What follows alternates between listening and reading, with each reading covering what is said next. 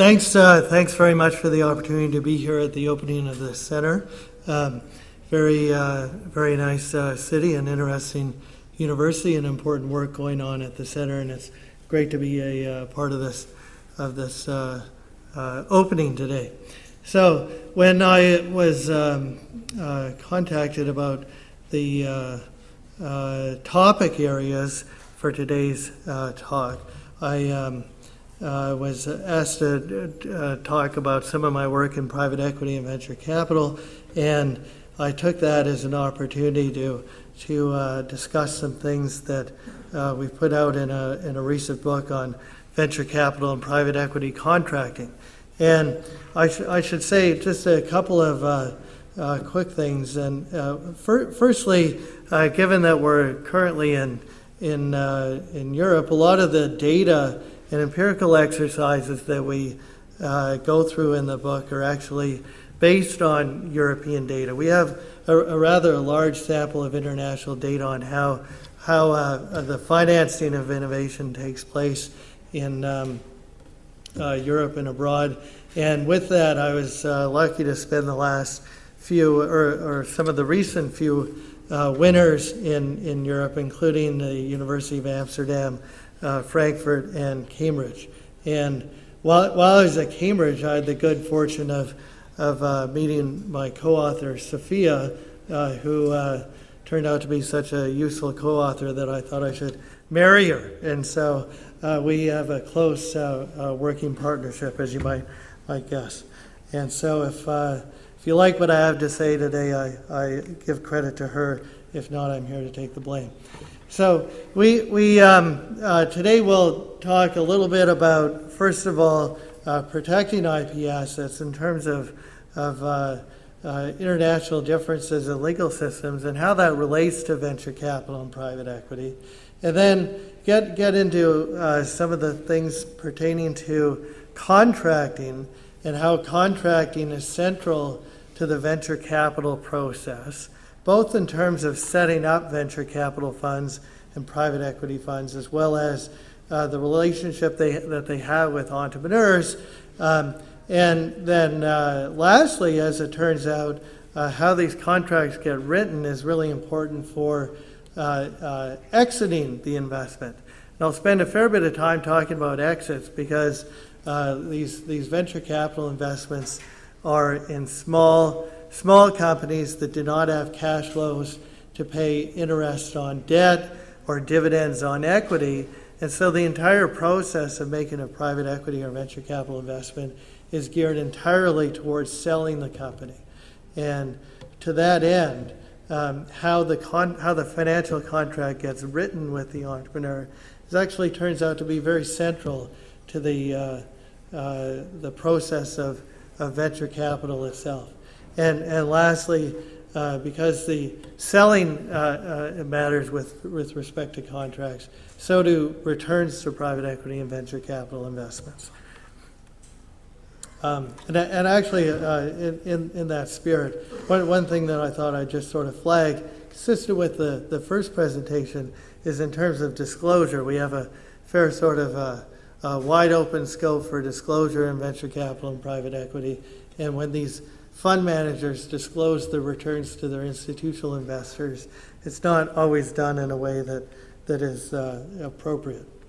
Okay, so to begin, it's just worthwhile, I think, to stress the point that countries that have very good venture capital markets also tend to have strong legal systems.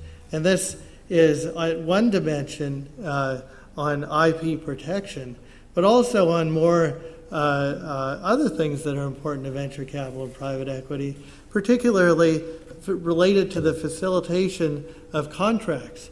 So countries that have a strong adherence to rule of law and contract enforcement, efficient judicial systems, and shareholder protection rights tend to have very good venture capital markets.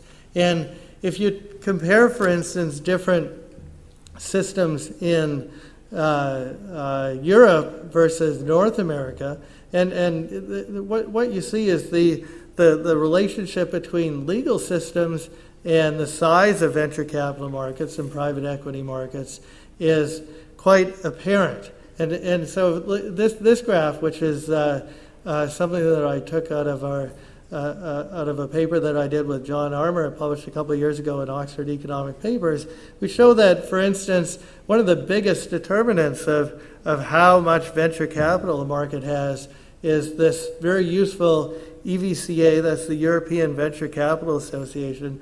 They've put out for a number of years now their tax and legal index, which shows the quality of IP and other legal protections afforded to investors in different countries.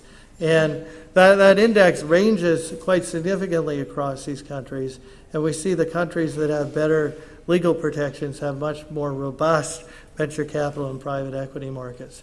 And that's at virtually all stages of investment, as well as for fundraising and the disposition. So the value of the exiting transactions, which is naturally geared towards the generating returns.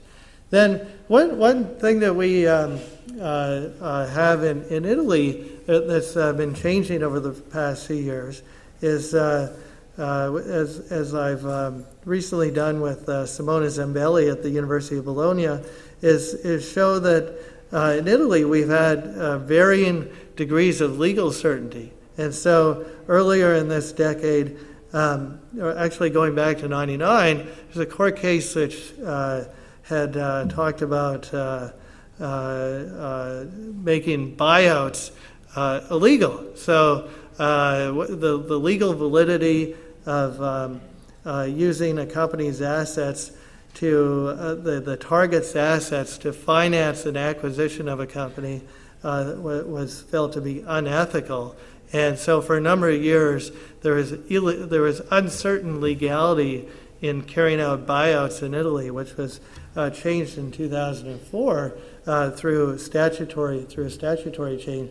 So what we show is that had a significantly negative impact on the buyout market in Italy, and also, actually, as a related matter, made venture capital contracting during those years rather difficult, in the sense that the control rights afforded to investors was much weaker than what we normally see in other countries, where venture capitalists will take much more heavy-handed control rights.